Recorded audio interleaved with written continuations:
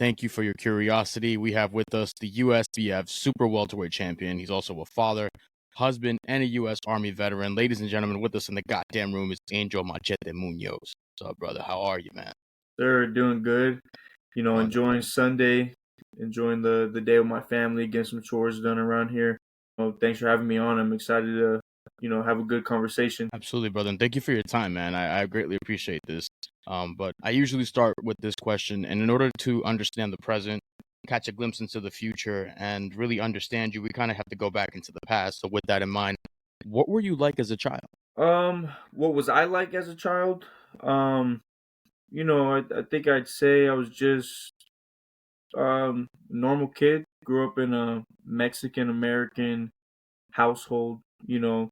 Wasn't um too much of a troublemaker. I think a lot of people expect me to say, I was a troublemaker as a kid, but I wasn't. My father raised me to be, a stand-up young man.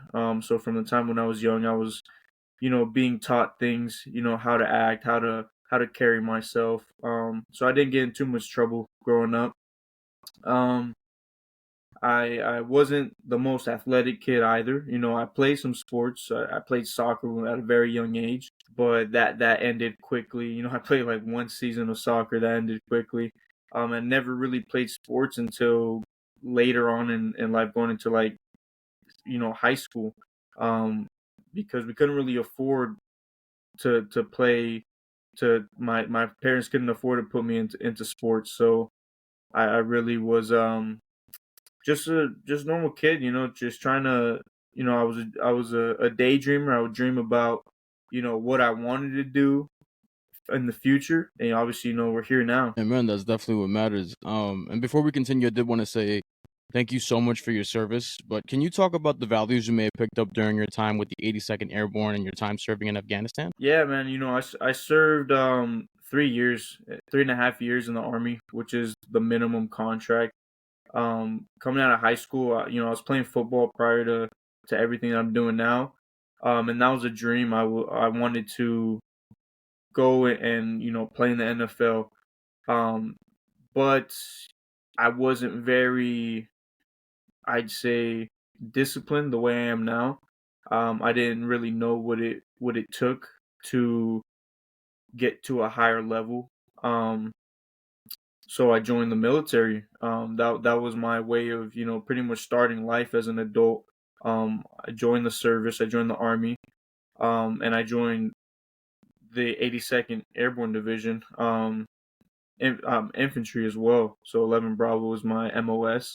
And so it's a very dangerous job. It's a job that takes a lot of sacrifice. It's a day to day is very difficult. So I had to overcome a lot of things. I had to learn how to deal with stress, which is a very important skill that I believe I have over others. When things are getting very stressful, when things aren't going my way, I'm still able to maneuver to stay calm in these scenarios and come out on the other end. I learned to face my fears head on. Um, there's a lot of things that were scary. Jumping out of airplanes was very scary for someone that I didn't even really know what I was getting myself into. It was really just for the money. They offered me a bonus to take this job. So I was like, all right, I'll do it. Whatever comes my way, I'll be able to face it. And there were times where it definitely was scary. Afghanistan was a scary moment. A lot of things went wrong during that time. I went when we were pulling out of Afghanistan. We were at the airport in Kabul. And so if you look back on, the news and what was happening out there, I was involved in all of that, with my company and everyone else. But ultimately, I got out of the service this year. Um, Decided to, I got out honorable, and I met a lot of great people in the service too. So I made a lot of memories. Absolutely, man. And that's wonderful. And thank you so much for your service. I'm prior service, but I'm U.S. Navy. So Okay, didn't have to do Afghanistan, didn't have to do any thank of you. that stuff. My Yeah. brother who passed away, may he rest in peace. He was Marines, and he was in Iraq and Afghanistan, but he was during the war, like when it first had Yeah. started, and they Yeah. captured Saddam Hussein back. I think it's called Mission Spearhead was the first one, and then overall, I think it's called Iraqi Freedom. And during Yep. that war, he was there, and he told me about those experiences.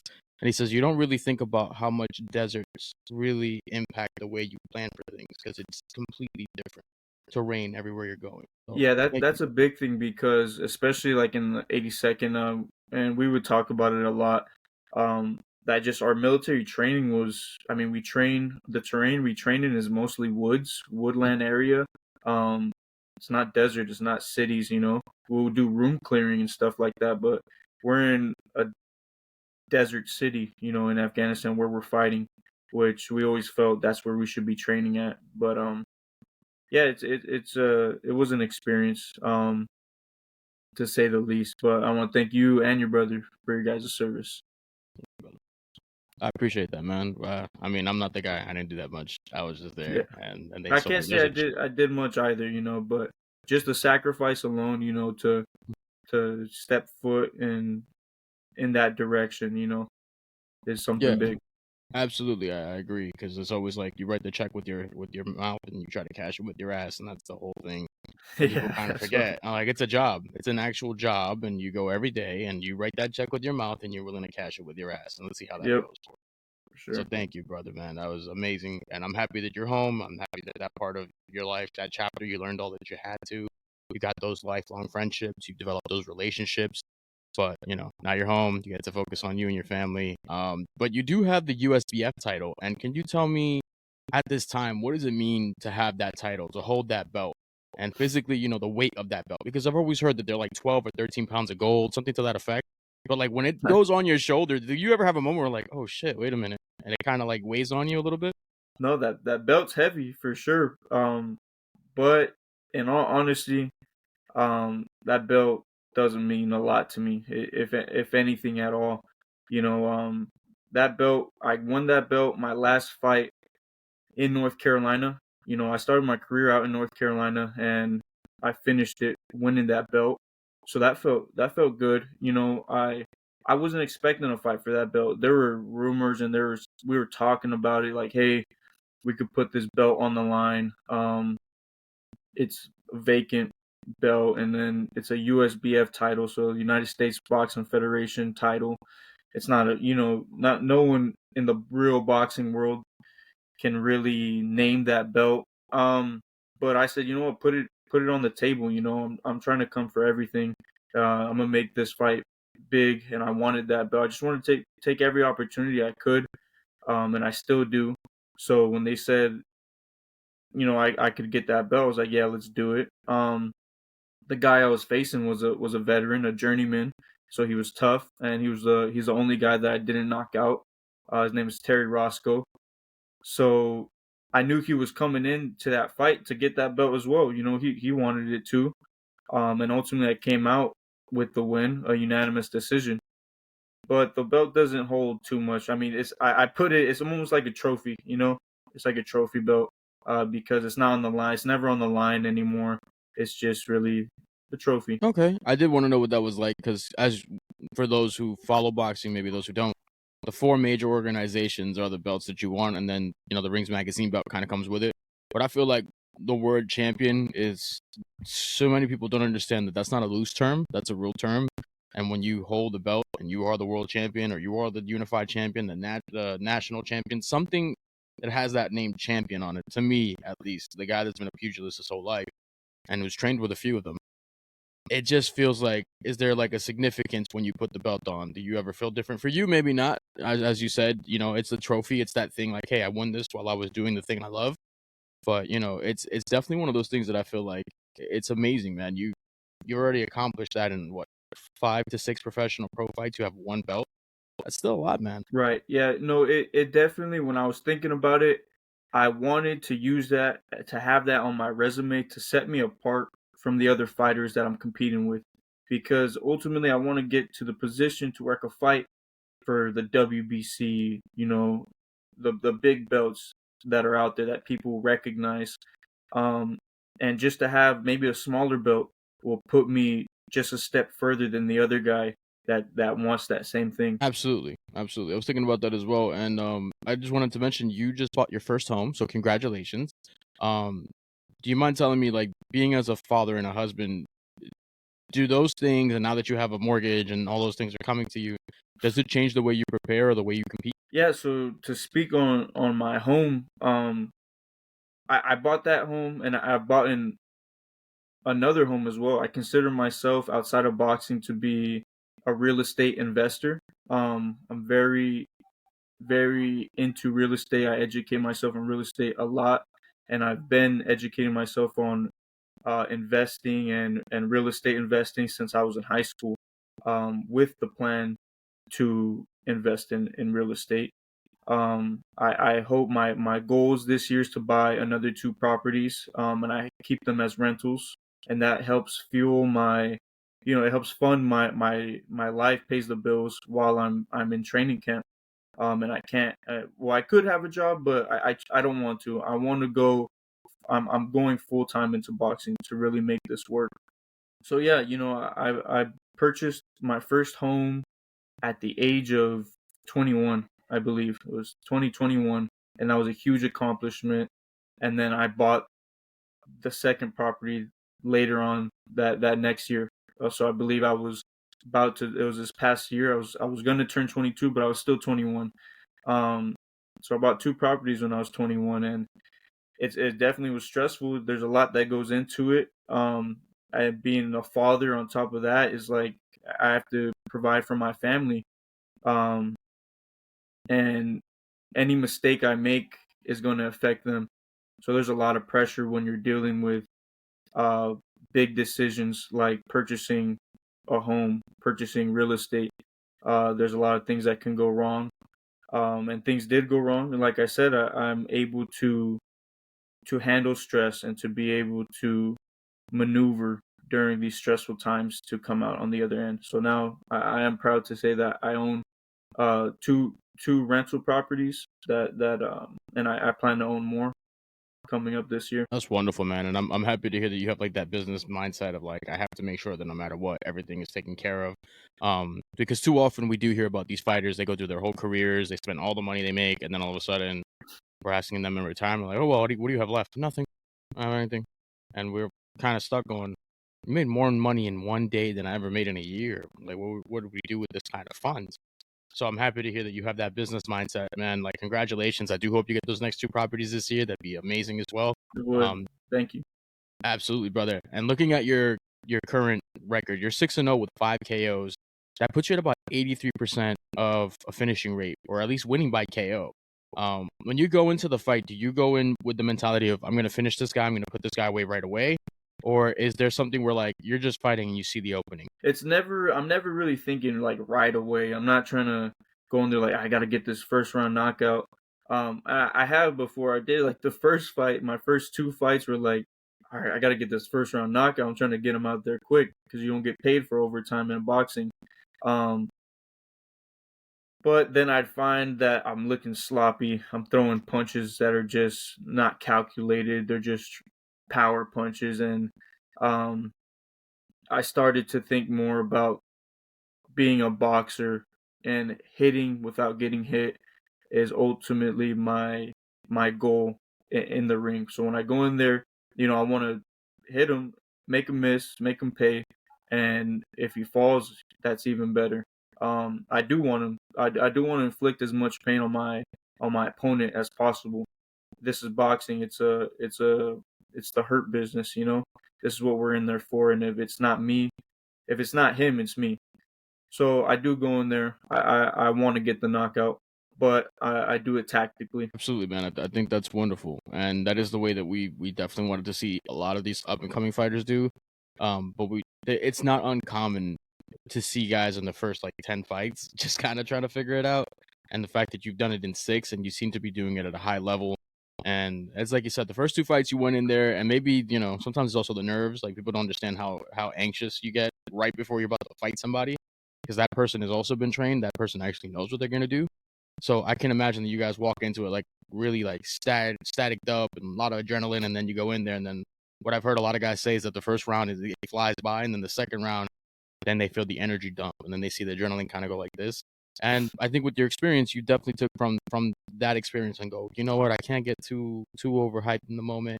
I can't let the adrenaline pump or the dump affect my performance. So happy you figured that out this early in your career. That says a lot about your maturity, man. But um, I was scrolling through your Instagram feed and I see this old school Chevy truck, and I was like, damn. And then I saw in the caption that you had always wanted one. Was it something that, like, growing up? I know that you said your parents didn't have the money to do sports, but, like, was it just tough for you financially at home when you were a kid? And then, like, getting the truck, was that like a validation of, like, I'm financially secure now? Like, this is my thing for me.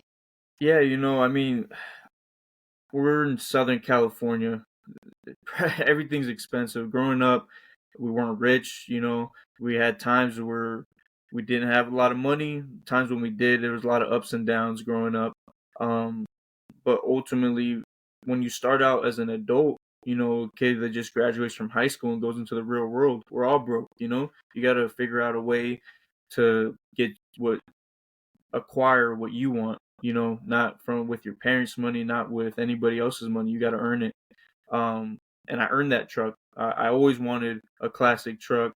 Um, High school, I was dreaming about driving a classic truck while I was working construction, working at Jack in the Box, working all these other jobs. I used to hold signs on the corner, just advertising. All these jobs that I didn't want to work. And I would daydream about the vehicles that I'd want to drive and what I wanted to do with my life. And ultimately, now I'm at a point where, yeah, I bought that truck. Um, I'm working on it now. It's not completely finished, but it makes me happy to have something that, the younger me was dreaming about. Yeah, absolutely. And I think that heals your inner child because you're like, damn, all those years I really wanted this, and now I finally got it. It's mine. Me lo merezco. It's mine. I did that shit. I worked for it. Yep. So I understand the pride that gives you. But I want to know though, like, are you like a lowrider kind of guy or just the trucks? Like, Low all the way to the oh, floor, man. I'm about to get it lowered. I got some big plans for the truck. And I was just telling my wife yesterday that I plan on owning multiple. I want a collection of classic vehicles that I plan on leaving, my grandkids. yeah, absolutely, because those are valuable, and over time they're worth more and more. Especially you can get the antique plates if you can, like, fully restore it. That's like that's And top that's notch, and you've left that's some another wealth. thing of why I always have like a business mindset. And the truth is that these classic vehicles don't depreciate in value anymore. They only go up. The more you do to them, the more they're worth. And I always told myself, man, instead of owning a Lamborghini, I just want man, the cleanest C10 out there. I want it fully restored, and I rather pull up to an event, a big event with, you know, everyone there, a huge fight. I rather pull up in that classic vehicle that has so much more character than a $300,000 Lamborghini. Um, yeah, I'm definitely happy with it. I'm a lower it soon, so you'll be seeing it again. I'm looking forward to it, man. So like you said, you do reside in California. You do train at KMF Boxing, and I see that you occasionally head down to F1 in Arizona. Do you go to F1 strictly during camps, or is this like for occasional sparring? Is there like a system that you have? Uh, yeah. So F1 is where Elijah Garcia trains down in Arizona. I'm not sure. He's a middleweight. Elijah Garcia. He's only 21 years old, man, and he's like ranked number three in the U.S. or I think I'm not sure in the world, but you see it. You could have seen him on the Canelo versus Charlo undercard, and I then prior watched. to that, I believe it was the Tank versus Ryan undercard. Yeah. And I had talked with. I'm not sure you're familiar with Terry. Terry, um, he introduced me to Elijah and got me down there for some sparring. And I've been twice, and I actually planning to go down there in about like another week or so to go get some sparring with Elijah. And it's cool just to travel and to meet good people like the Garcia family that are in the sport of boxing because boxing's a lonely sport. Um, every fighter out here is trying to get what they want to get, trying to achieve what they want to achieve, and you can't really do that, having all these friends and going out and doing all this stuff. So when you find someone that is on the same path as you or wants to be on the same path as you. Like I have a lot of other teammates that I consider really close, and that's because they want exactly what I want. We're both trying to achieve the same thing. So they'll come down there to F1 too, which is really cool. And yeah, KMF in San Bernardino is my home gym. It's amazing what we've accomplished. With all the pro stable that we have.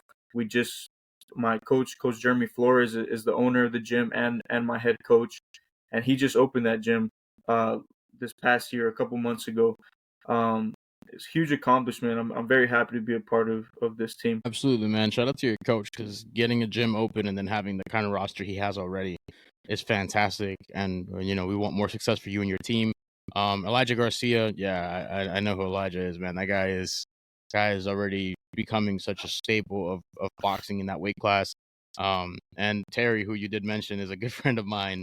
Many years ago, I met the guy. I thought he was insane, but I loved his passion for the sport. He loves combat sports. There's He's no one. extremely passionate about the sport. He's an amazing guy. Um, and speaking of Elijah's, my stablemate Elijah Flores just fought on the Jake Paul undercard last night and had an amazing performance. It was incredible. He's Coach Jay's son, and they're pretty much like the face of the gym. They've been doing it for years. They've been doing it since Elijah was a kid, all the way in New York. They're from the Bronx, so they came over here to California, and they're making a name for themselves and helping us, as the guys out here, make a name for themselves as well. Absolutely, man. That's wonderful to hear that story. And yeah, I did catch it on DAZN last night. I was like half dead. I had a guest over, so I had to like peek into the living room and then come back, and then like peek into the living room, come Yeah, back. It was fantastic, amazing fight. Congratulations to your teammate Elijah Flores. Fantastic fight, man. And I know that you guys are just going to continue to ramp up over time. Speaking of your gym, dude, I saw your sparring footage, and I watched your guys' sparring footage, and it's intense. It's pretty fucking scary to hear the thuds you guys hit each other with. But do you hard spar strictly during camp, or do you do it on a regular basis? Because we did have an MMA fighter recently, a pro who knows his shit, and he's a coach now. He says hard sparring is good, but it's only really good in his mind during camp. And I agree with him. I think camp is the best time. But do you hard spar regularly, or do you just do it during camp? well, that question's tough because I'm always in camp in reality. As you see, whenever I finish a fight, I announce my next fight maybe a week later, and I don't like to take too much time off, considering that I am not as experienced as most people. I only had 10 amateur fights. I've only been boxing for, I think we're coming up on 4 years now. Compared to the guys that have 100+ fights, have been doing this since they were 8 years old, I have way less experience. So I'm always in camp, and I'm always trying to get the toughest work possible.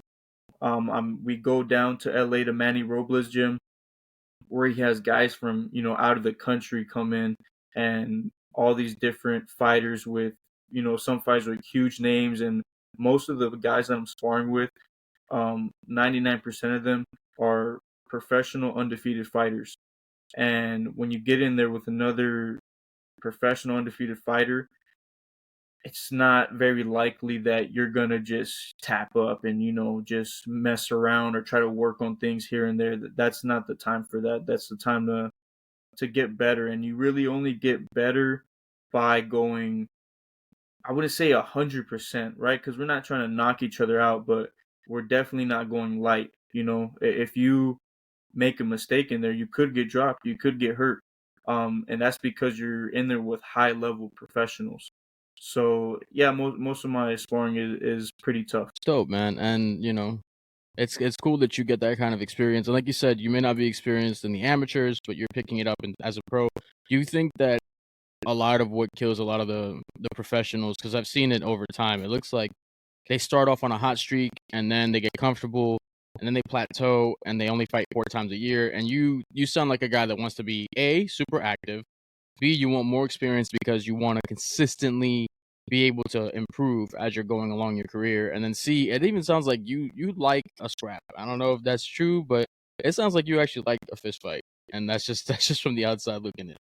Yeah, well, of course I like a fist fight. That's why I'm in boxing. But I don't like to get hit. Not that I won't take a hit, because sometimes you gotta take one to give one. But man, I want to be a boxer puncher. I want to make people miss and land shots on them as they miss. I'm a counter puncher. I'm strong. I'm fast. I'm big for my weight class. I'm dropping down to 147 now, so you guys won't be seeing me at 154 anymore. So I'll be a welterweight. A true welterweight. And I put this. Yeah, I just think that it's important that you know I stay fresh, because I don't want to take too much damage and shorten my career. I am 21, so boxers only get to maybe 36 is probably the end of your prime. Yeah, I'd say usually the hump or the hiatus in boxing is between 33 and 35. That's like the golden years. Like the 32 sometimes if you're really good. And you're like 32 to 35 is like that prime, and then 36 it just begins to fall off. And we Yeah, kind of know that that's because of deterioration, and then a lot of these guys also have hundreds of amateur fights. right. And then And to some of it speak is just getting to, hit. to speak on the guys getting comfortable, is because maybe they're getting paid, and they don't really need to fight as often as they need to, or they get comfortable with a certain amount of money, and then it just becomes boxing, since they've been doing it for so long, becomes kind of a job, you know. And for me, this is a dream. I was in the military when I started boxing. This was my way out of a place where I was at. This was my way out of working a job that I didn't want to work anymore. So I don't plan on getting comfortable. I have big plans to take over. That's what I tell myself. I'm sitting in the sauna thinking about all these fighters that I plan on taking out and where I want to get to, the money I want to make, and I'm not going to get comfortable with this amount when I set my goal to be at the top. So we've reached the halfway mark of our episode, and of course we have to make sure to shout out this video sponsor. It's none other than Sanibel. Sanibel.com allows you to buy great quality products at a very affordable price. You can go head over to sanibel.com/GOTDAM. Get 10% off at checkout, and it also goes back to the proceeds of the show, which allows us to get better equipment. With that in mind, I also wanted to remind you that Sanibel does make boxing gloves. So if you're more into the boxing scene than the MMA scene, you're not out of luck. They do make boxing gloves that are very high quality and very affordable. As a matter of fact, a former Olympian from the UK is sponsored by them. He'll even teach you how to wrap your hands with the hand gel wraps. If you don't know how to, it's actually on YouTube. It's very much available and very much affordable. So head over to sanibel.com/GOTDAM. That's GotDAM. No, not the one your mama said you can't say. And go ahead and plug in the promo code. You get 10% off, and I get a portion of the proceeds. So that helps us all. And now back to our amazing episode with Angel Machete Munoz. I love to hear it, man. You're a fighter's fighter. You're the kind of guy that you're gonna be. There's that subtext in MMA. This is your favorite fighter's favorite fighter. You might end up being that guy soon, buddy, because you're fucking awesome. Hear that too. That I would consider that to be a great compliment. People want to see good fights, but boxing's very, at the moment, is very difficult, because you see the guys that are really great boxers, strict boxers, right, getting booed for not enough action. That's understandable from the fans, because the fans aren't fighters. They don't have anything on the line. They came to see a fight. And then you have the guys who maybe take too much damage, and then it's like, man, my fighter's losing, even though he's pressing forward. He's my favorite fighter, but he keeps getting hit too much. So I want to find that, and I'm pretty. When you see me fight, I'm taking minimal damage while landing punches, making the fight exciting.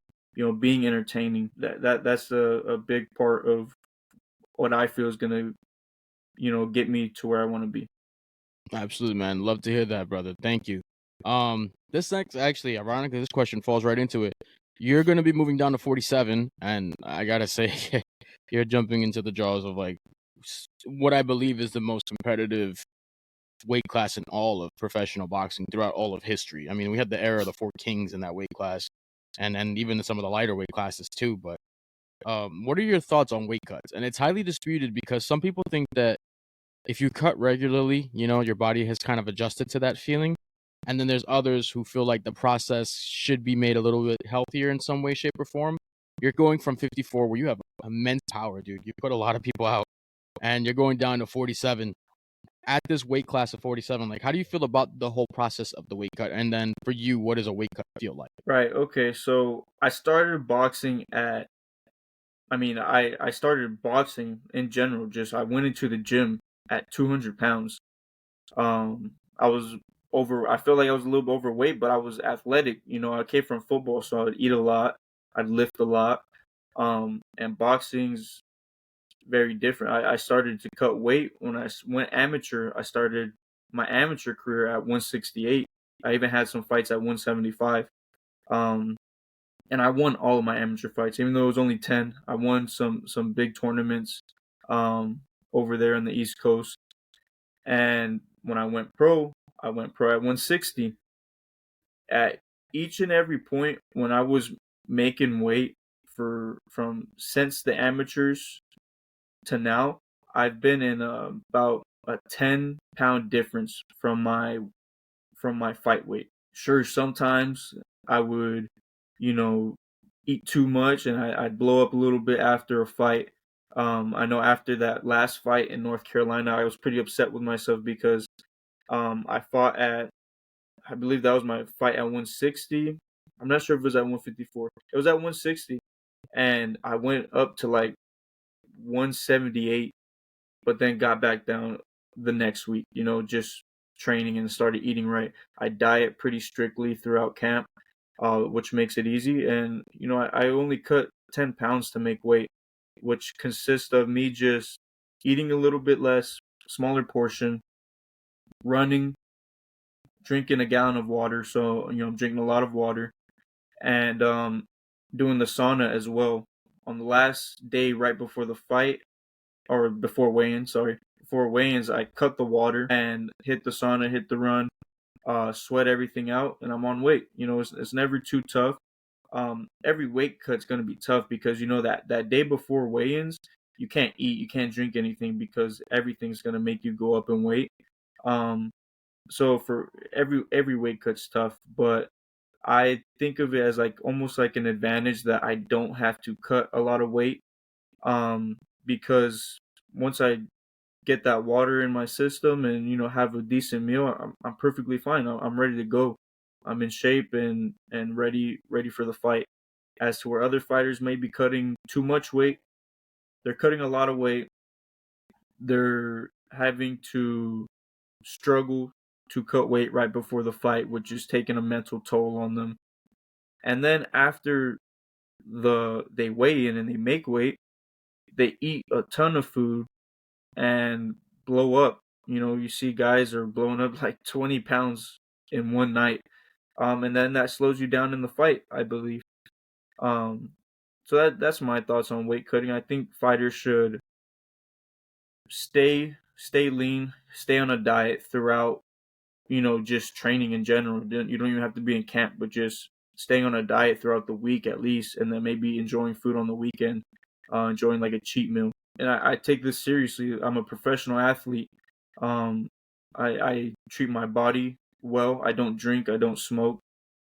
Every advantage that I can get, I'm gonna do that because, like I said, I feel like I'm at a disadvantage with my experience. I feel like I have a chip on my shoulder and I have to play catch up.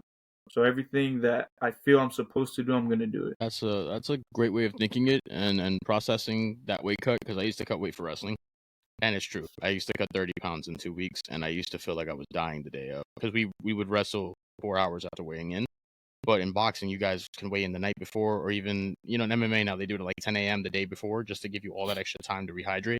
But I did see what you're saying, and I wanted to have your take on this. So a lot of MMA fighters now, they've developed a way of cutting weight very strangely, where they will, the day before weigh-in, they'll go to sleep super early. They'll wake up at midnight, and then they'll go from midnight to like 8 a.m., cutting all the weight at once to minimize the window of how long they stay at a lighter weight. They weigh in at 10 a.m., and then they go right back to just recovering again and rehydrate. Do you think that that's something that boxing could use, or do you think it would be a benefit to boxing, or do you think that would be a detriment? I think it's difficult to say because we here in California, at least I don't know how it works in other places, but here in California, and I know for sure in North Carolina, South Carolina, you're only given 24 hours. You have to weigh in 24 hours before your fight. So if your fight is at like 7 p.m. Saturday, you have to weigh in at like 6 p.m. on Friday. And it's very strict. Like the weigh-ins are late. My last fight, my weigh-ins were at like 5 or 6 p.m. So I have pretty much all of the day before the weigh-ins. I can't eat or drink anything because, like I said, it'll affect my weight. And then I have all day, the day of weigh-ins before getting on the scale. So that's another reason why I choose to stay close to my weight class, close to fight weight, because I mean, imagine if I were cutting 20 pounds or more, and then I have to be there for 2 days, almost 2 days, not eating or drinking anything, and just slowly killing myself. I don't want to do that. I want to be in the sport for as long as I can, give myself the best advantage possible. So I recommend to other fighters and my teammates and everyone, just diet well, eat clean foods, don't drink alcohol, don't put anything bad in your body, because ultimately it's going to affect you. Yeah, man, I agree with you. Damn, I forgot that boxing hasn't adapted to that. Because the mixed martial arts they've recently adapted where you can weigh in like several hours ahead, and it's even like a thing in the UFC where guys will do the official weigh-in at like 10 a.m. and then by like 2 p.m. they'll have the one that takes like place on video. I think they do that. I think everyone has to agree to it though. And at the level of boxing that I'm at right now, it's really these local shows that are governed by the California Commission, which is there very strict, making sure that everything is done the right way. Okay. So with that in mind, since you do have a very strict diet, what is your go-to meal right after you make weight? Like, is there one thing that you're like, damn, I've been craving this for a minute, I earned this, and you go right to it? Yeah, so I mean, so far after weigh-ins, I'm always going to B-dubs. Like it's almost like a celebration after weigh-ins, because we're getting excited for the fight. I trained hard. I had a whole camp, and the big moments here now. Time to fight. So we do have like a little. It's not a big celebration, but we go out and eat. We'll go to take my family to Buffalo Wild Wings, get some wings, get some fries. Because I'm really not eating any fries, or any barbecue. I'm a big barbecue fan, so a steak or ribs or something like that. I'm excited to eat after weigh-ins. And I'm a big candy guy too. So after the fight, I'm for sure eating candy and ice cream. Okay, so what's your go-to flavor for ice cream, and what's your go-to candy? I like we'll go to there's a bunch of ice cream shops out here. There's Mexican ice cream shops that I like to go to, but just like my normal ice cream to go to would be uh cookie dough, chocolate chip cookie dough, for sure a go to.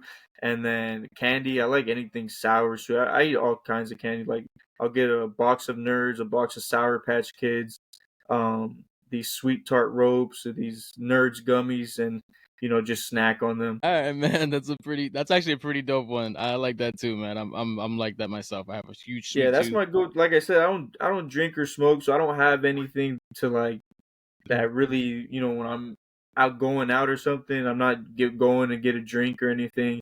I just normally got like a bag of candy in my pocket. I'm just snacking on candy. No, but that's a good thing, man. It's like you should definitely have something that like because I used to work for a guy named Troy Sutter down in Texas. I'm actually wearing the shirt for his shop. Rest in peace to him. But he was a power lifter, strong man. He used to do crazy stuff. And one time I used to tell him, I was like, dude, you eat so healthy, but then you have a Coca-Cola twice a week. And he's like, yeah, because if you only eat healthy shit all the time, your body's gonna hate it. You're gonna lament that feeling of eating good food. And then he also told me that he had this idea that like if you eat something unhealthy once in a blue, your body knows what bad carbs feel like. It knows what bad things feel like. And yeah, you get to enjoy it for a little bit because it's pretty much marketed that way to be the perfect type of sugar or the perfect type of salt for you to eat. But what it does, it also tells your body like, hey, the shit we normally eat is so much better than this. and so it kind of has its own benefit in its own weird way. I definitely prescribe to that idea myself. But I wanted to, the sugar and like sweets is something that we've loved for all of mankind, and I think in culture, it's part of the culture. Like you have to love certain things. Like I'm a Dominican kid. I grew up on habichuela con dulce. I will eat that every. You put habichuela con dulce in front of me, 5 feet away, nice and hot, with the crackers in it. I'm gone. You're gonna look that way, and then you're gonna turn it back, and it's gonna be like, yo, what happened? I'll be like, I don't know. You see all the crumbs on me. So I understand that, brother. Now that you're going down to the welterweight division, how do you think you stack up against the guys at the top of the division? Maybe not as you are right now, but like in your mind, like you know how you know how you go through the battle mentally long before you ever step in, and you meditate on like what is that fight gonna look like? How do you see yourself with the guys at the top of the welterweight division, and how do you see the division as a whole overall? Like, what do you see in the state of the weight class? Of the welterweight division, 147, right? Obviously, I mean, I only got 6 fights right now. And I'd love to sit here and tell you, I'm the best in the world. I'll match up with those guys and I'll beat them, and I do believe that every man can be beat. As long as they bleed blood, they can fall, they can lose. So I always keep that in mind with every fight. At the moment, if you look at the guys that I fought in the past, they weren't very tough opponents, considered on paper, right? They have, only a few wins, and they're mostly journeymen, tough guys that are going into the fight, but they still come to fight. They come to win. But at the moment, I want to start challenging myself, and we were supposed to fight an undefeated fighter this last fight. Unfortunately, he pulled out prior to the fight with no exact reason. I do plan on trying to get that fight again, or trying to fight someone that's undefeated. Having a tough fight against maybe just someone with more experience, to help me gain that experience I need, so that I can just keep marching up the ladder, to get there to the top. Um, the way I'd match up. I mean, I joke around in the gym. Hey, I'm dropping a 47 now. I need to see Terrence Crawford. What's up with the Terrence Crawford fight?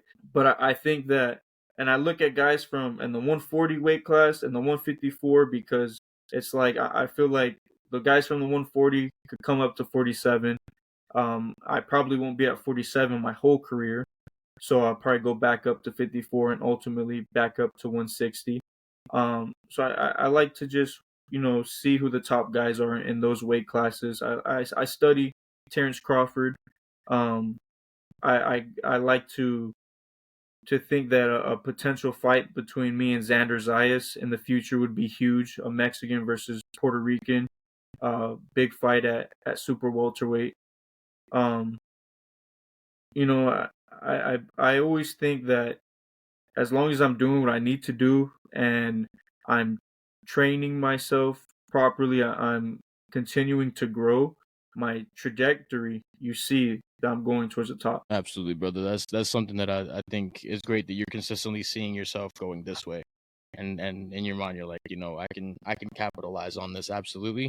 And the fact that you said Terrence Crawford made me laugh, because I was like, yeah, that's the ballsiest move you can think of. Because even I'm Yep. like, man, that guy is terrifying, but he's so good. You're like, I watched him fight somebody and he switched stances mid combination and knocked the guy out, and I was so mad, because there's a part of you as the guy on the outside that's been like training your whole life. You're like, I could do that, but then in your head you're like, no, I couldn't do that shit yet. I would have to like train extremely hard, and it's so impressive to watch it.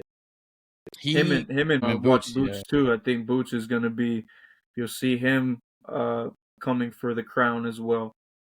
Yeah, I can definitely see that fight playing out really well. I don't think Terrence is as involved in it. Like, I don't think he gives a shit. I don't think he's really too crazy about the fight with Boots at this time. Maybe Boots beats somebody else. But the Airborne Junior fight, that was fantastic. I don't think we can Amazing. say anything bad about that.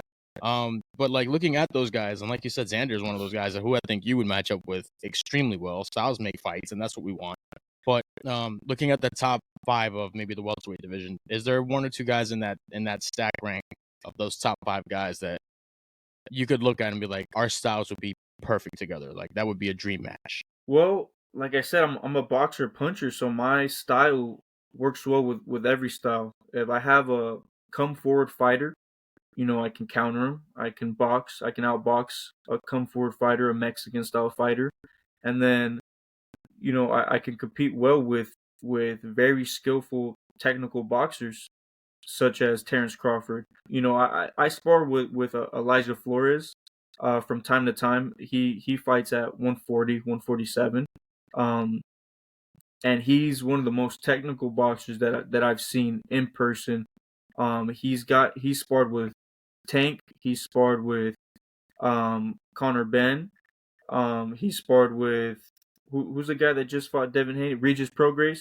And I've watched him spar these guys and compete with them, and then think like, what I would do in his shoes, and because I haven't got to spar those guys, but I get to spar him, the guy who spars all these, top level pros. Um, and he gives everybody problems. He gives me problems, but I think the best thing is that we're teammates and we make each other better. He's definitely made me a way better boxer, and I can see where, I can match up against any style. That's amazing, man. Because that's that whole iron sharpens iron, gold kind of rubs off on gold thing, and I think that's wonderful that you guys have that in your gym, in your team. And I was gonna ask you too, because you come from the Mexican heritage, and Mexico has produced some of the greatest fighters of all time, especially in combat sports. What do you think it is that's made your heritage so dominant in combat sports specifically? Yeah, you're right. When you look at other sports, you don't see many Mexicans taking, you know, the top spot, other than maybe soccer. Um, baseball. You can argue we have some very well Mexicans in baseball, but boxing, you see countless weight class. You see countless stories and in history. Just Mexicans have taken the lead in boxing. With the face of boxing, Canelo Alvarez, who's one of my idols. Um, what I think makes it is I guess you see that Mexico's a third world country. People come from poverty and people want more. They want better. That's why my grandfather came over here to America for a better life. And for more money. We want more, and I think that's what helped us prevail in boxing.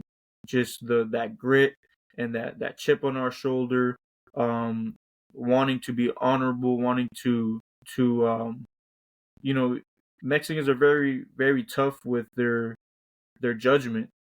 So I feel like every Mexican fighter goes in there wanting the acceptance of their people, not just Mexicans alone, but everyone in the crowd.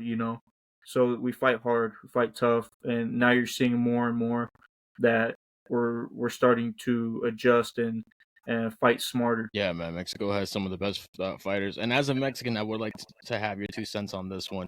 Um, Canelo potentially might fight David Benavidez, who we all kind of want him to fight the Mexican monster. How do you see that fight playing out? It's a tough one. It's a back and forth in my head whether or not Canelo would be still in his prime and be able to overpower the huge David Benavidez. Um, I mean, Canelo is a guy coming from 154 all the way up to 168. So he's of smaller stature. But like he said before, he he's small. He says something like, "Si estoy chiquito, pero soy cabrón," meaning he's small, but he's a badass. Um, and you see guys like Mike Tyson, who are smaller fighters, be able to defeat bigger fighters. And I could mostly, I think I see David Benavidez learning a lot from this fight, and ultimately being a superstar in the sport, because he just needs that opportunity to fight him, win or lose. Canelo's eventually going to retire, and David Benavidez is going to still be boxing, and people are going to want to see another great Mexican fighter. Yeah, there's always going to be someone clamoring for that. And speaking of Mexican fighters, my man, I saw your new Machete t-shirt, and I'm like, I gotta order one soon for myself. But now that you started to brand yourself, and I am happy that you're branding yourself, how do you really envision the brand as a whole? Like overall, what is it that you want it to be, or how would you like the brand to be received by boxing fans? Yeah, this is my second T-shirt I got made. Thanks for noticing. I got a bunch of them made, and I'm excited to be selling these T-shirts and having my fans be able to purchase something other than just a ticket to the fight. Something that represents someone that represents them. I represent a lot of people. I don't just represent Mexicans or Americans or veterans, or I feel like I represent anyone that wants that wants to be um represented by me. Anyone that is a fan of me, I represent them. Um and to have a t-shirt is really cool. I used to wear a jersey, and the jersey was the coolest thing for me. And you see a lot of people wearing their favorite team's jersey, and I want it to be like that. I'm their favorite fighter. Here's something that you can wear. People look at it and like, hey, what's that shirt mean? And then you tell them, hey, this is my favorite fighter. Check out this knockout that he got. I hope it gets received well. I hope people like the design. I have a lot of future colorways that I want to do with the shirt. Ultimately, sticking with that same logo. I'm excited. I'm happy about it. It's wonderful. And where can the fans actually purchase that shirt? Because I know a lot of them are on Instagram looking at it and like, Yeah, so I don't have like a website or anything. I ask people to just DM me. I reply to everybody. You DM me what size you want, and then pretty much send me your address, and I'll send it over. Absolutely, man. So you've heard it here first. I'm gonna put his IG tag down in the comments. Make sure you DM him if you want the shirt. This is my last question for you, and I appreciate you for your time, brother. But when it's all said and done, you take the gloves off, you put them in the center of the ring, you get out, you walk out of there, you say hello to your family, walk into the back to the curtains. It's over. Your career's done. At that point, how would you like your career to be judged as a whole, and what do you want your legacy to be as a fighter? Yeah, man, that's a deep question that I'm sure will probably change, from time to time, going towards the future. Um, right now, at the point where I'm at, obviously, I want to say at the end of my career that I was the best to ever do it. I shocked the world. I gave the world, these amazing fights that they'll talk about forever, just like the previous greats. Um, right now, I get compared to a couple fighters, and what I think about now is that I I don't mind being compared to other fighters. I don't mind people saying, "Hey, man, you fight like this guy. You look like this guy," or you do this, which is what this fighter does. Who do you compare yourself to? And most fighters would be like, you know what? I don't compare myself to nobody. I'm myself. But I don't mind being compared to these great fighters. I take it as a compliment. All I know is that at the end of the day, when my gloves are off and everything's done, I want people to use me and compare other fighters to me. Damn, brother, that's deep. I like that one, man. That's wonderful. I'm hoping so too, brother. We're definitely watching your career unveil as a whole, and we're all excited for the next events and the next fights. Again, I like that kind of like you can follow in somebody's footsteps and leave your own footprint, and I respect that. That's definitely something that we want to see more and more of. And before I let you go now, just let the people know what you have coming up next. If you have any events planned or if you have any fights planned coming up next, please let us know, and let us know where we can consistently follow you and see your career as it unfolds. Yeah, of course. I actually have a huge announcement. I'm very excited to announce that I'm going to be fighting for Team Combat League. Yeah, I'm going to be fighting for Team Combat League on the LA Elite team. So the Los Angeles Elite. We have a stacked team. It's going to be great. If you guys haven't heard of Team Combat League, you guys definitely got to check it out. It's an up and coming boxing platform. It's team oriented. And I'm going to be representing, LA is going to be representing pretty much all of Southern California because we're the only California team. I'm excited. We're going to be fighting against the Las Vegas Hustle March 28th here in LA. You heard it here first, folks. March 28th, 2024. Team Combat League, LA versus Las Vegas. Our very own Angel Machete Munoz will be on the card. He'll be putting it on for LA, for South California. Hey, brother, thank you so much for your time. Thank you for just giving me this little bit of, of your day. I know that you got a lot going on and you're doing a lot of training. So thank you so much for coming. Thank you to everyone that's watching for your curiosity. And Angel, anything else you want to let the fans know? Yeah, man, just thank you. Thank everyone for their support. Thank you for having me on. Everyone can follow me on my Instagram, which I'm sure you'll put up there. And you can expect great things coming in the future. Absolutely. Hell yeah, brother. We're going to be watching the whole time. Angel, thank you so much for your time, brother. Take care. Thank you. Peace.